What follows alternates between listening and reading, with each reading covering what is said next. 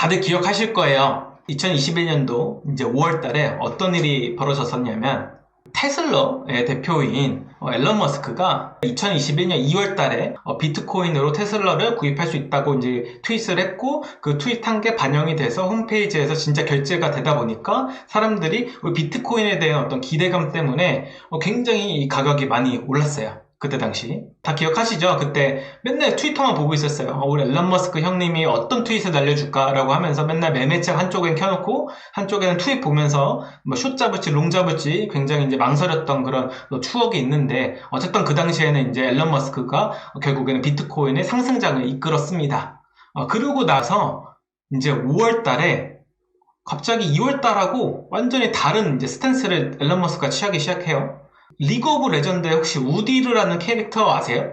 그 우디르 캐릭터가 뭐냐면은 이게 곰, 거북이, 뭐 호랑이 막 이렇게 변하는 어떤 태세 전환을 하는 캐릭터가 있어요.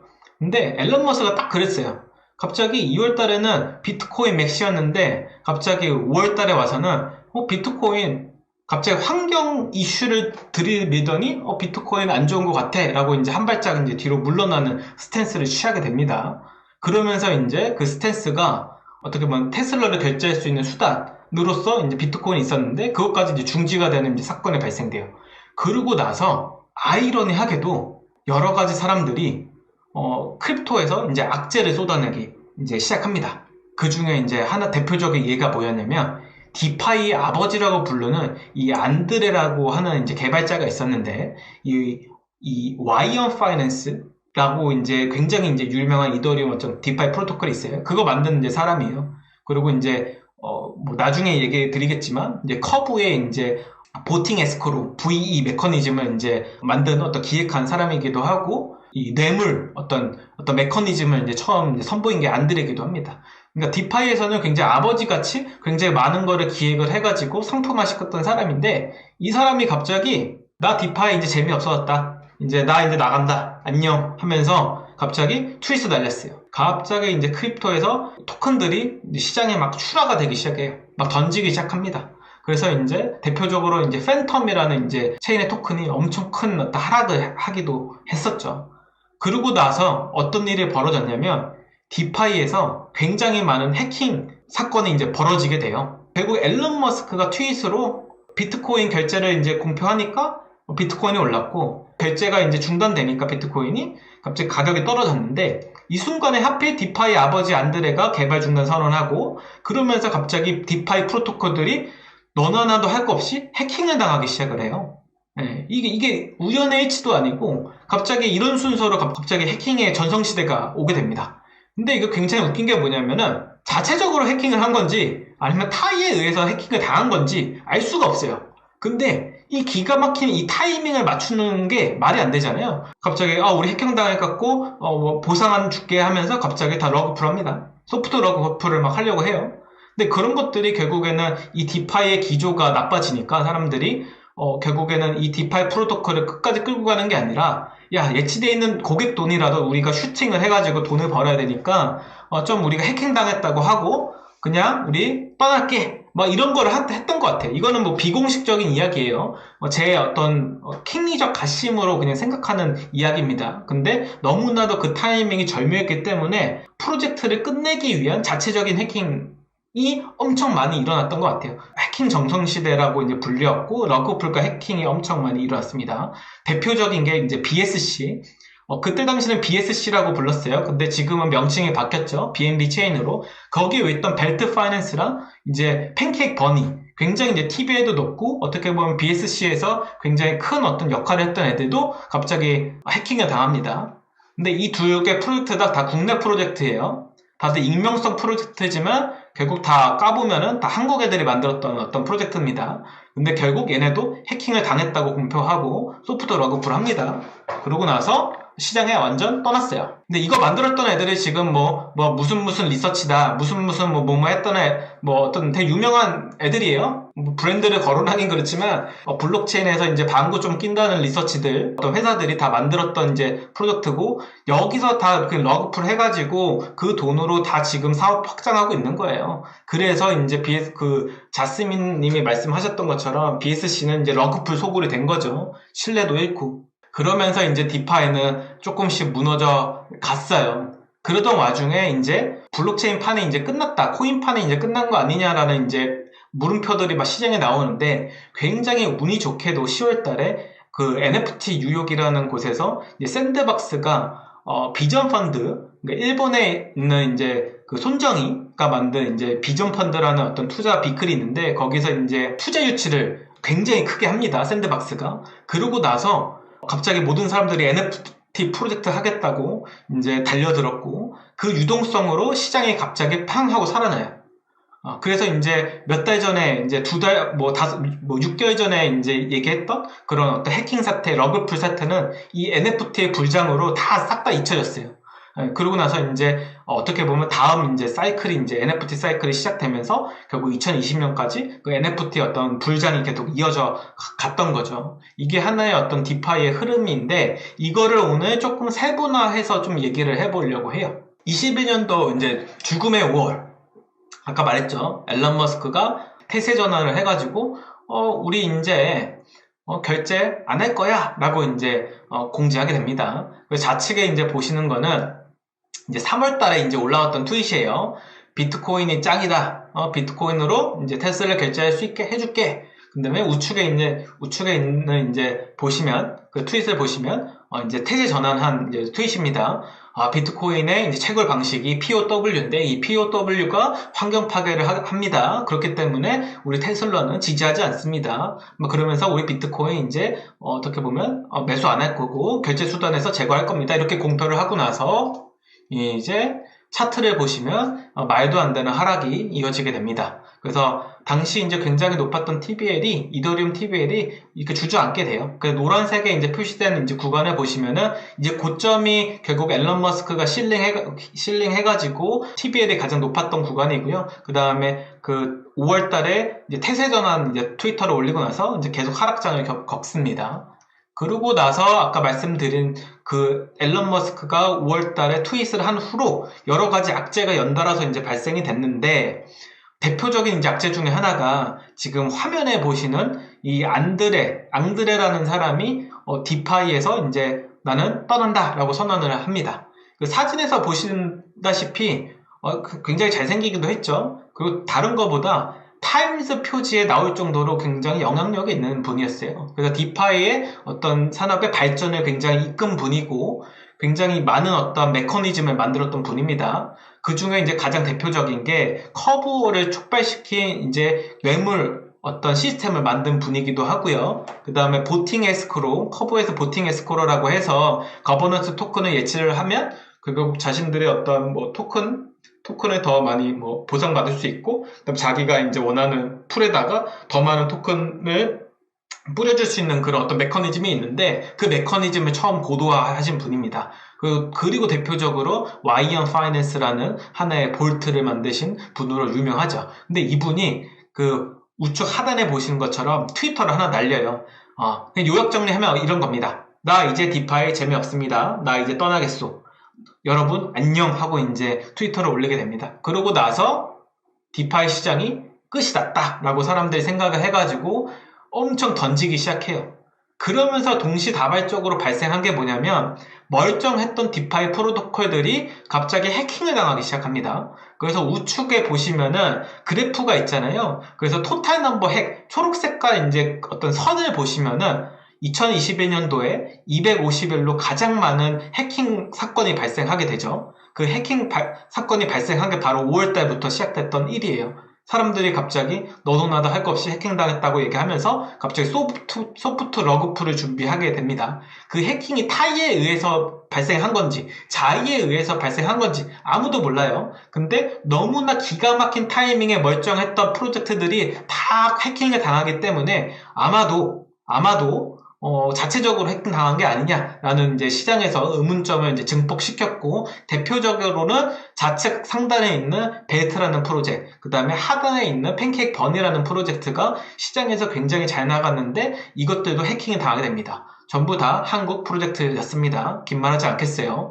프로젝트를 이제 오디트했던 것도 한국이었습니다. 긴 말하지 않겠습니다. H로 시작하는 어떤 오디트 회사 있습니다. 그 회사에서 이제 다 했는데 되게 우연치고는 너무나 베스트 타이밍에 다 해킹을 당했어요.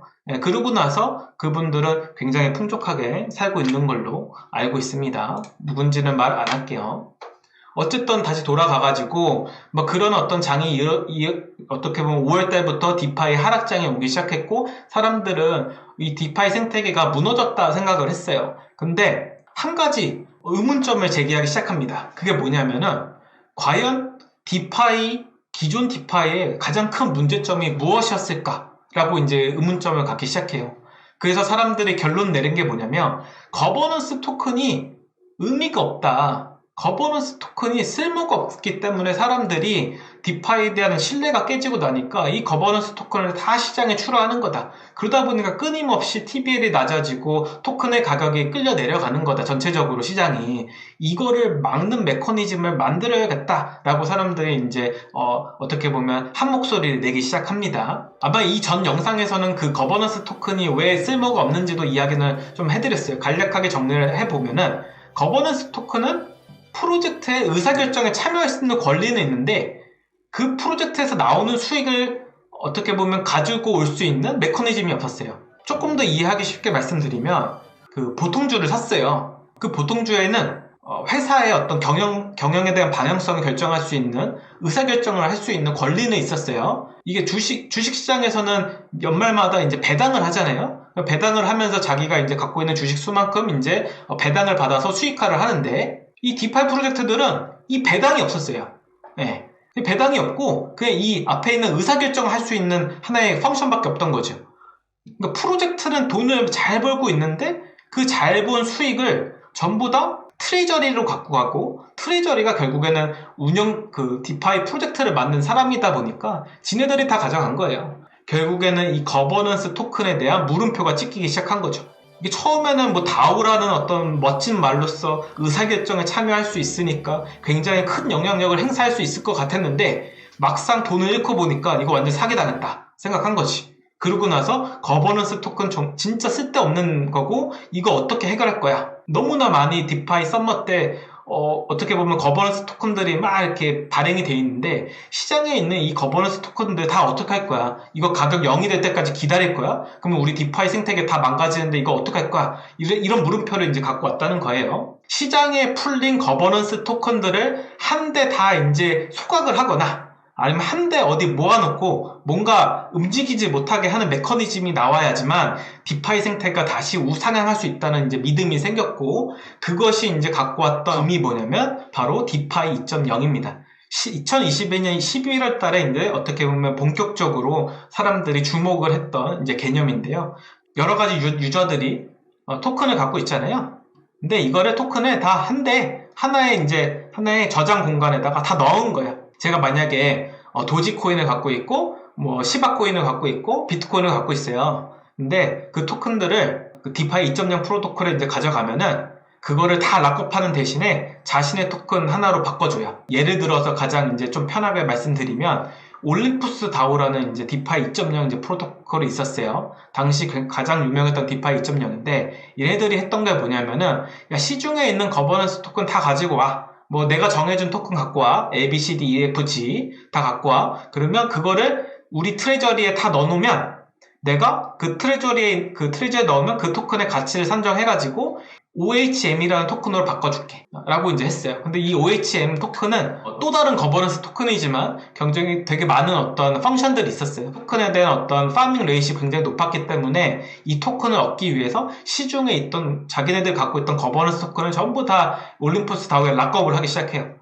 그러다 보니까 시중에 풀렸던 거버넌스 토큰들의 양이 계속적으로 줄어들게 되고, 마켓에 풀려있는 서큘레이팅 되는 토큰들이 한 곳에 다 모여있게 되니까 결국 유통되는 토큰의 양은 줄어들고 그러다 보니까 가격이 다시 상승할 수 있는 모멘텀을 만들 수 있었던 거죠. 그런 어떤 메커니즘으로 디파이 2.0이 이제 미래다라고 하면서 여러 가지 이제 프로젝트들이 이제 쏟아 나오게 돼요. 프로젝트들이 이제 건전해지나라고 했는데 역시나 다를까 결국 시중에 돌아다니는 토큰들은 그 어떤 디파이 2.0 프로토콜에 다 이제 묶였는데 그럼에도 불구하고 결국에는 그들이 또 다시 만든 거버넌스 토큰의 가격이 이제 떨어지니까 사람들이 어떻게 보면 뱅크런이 이제 일어나게 된 거죠. 그러다 보니까 화면에 보시는 것처럼 굉장히 큰 폭으로 디파이 2.0 프로토콜에서 주던 이자가 이제 빠지게 됩니다. 토큰의 가격 하락으로. 그러면서 이제 디파이 2.0은 어떤 디파이 1.0의 고질적인 문제를 해결하려고 등장했으나 근본적인 문제를 해결하지 못했다라고 이제 평가를 받고 어떻게 시장에서 이제 이렇게 없어지게 됩니다. 그러던 와중에 뭐 커브워도 났었고 뭐 여러 가지 디파이적인 여러 가지 어떤 액티비티가 많았었는데 그럼에도 불구하고 디파이 시장은 살아나지 못했어요.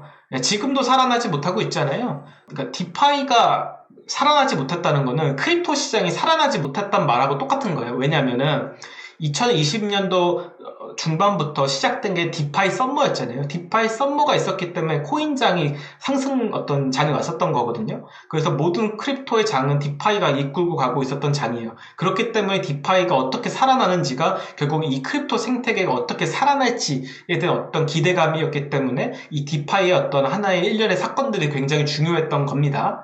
근데 어쨌든 간에 디파이 2.0까지 나왔는데 이 디파이 생태계를 못 살렸으니 결국 이 크립토 생태계가 무너지는 게 아닌가라고 사람들한테 이제 어떻게 보면 의문이 제기되기 시작했죠. 그래서 이제 다 끝난 이제 코인판인 줄 알았는데 아까 말씀드렸다시피 이제 2021년 이 11월에 굉장히 운도 좋게 이 손정희가 이끄는 이 소프트뱅크에서 만든 비전 펀드가 샌드박스에 시리즈 B 투자를 하게 됩니다. 샌드박스가 뭐지?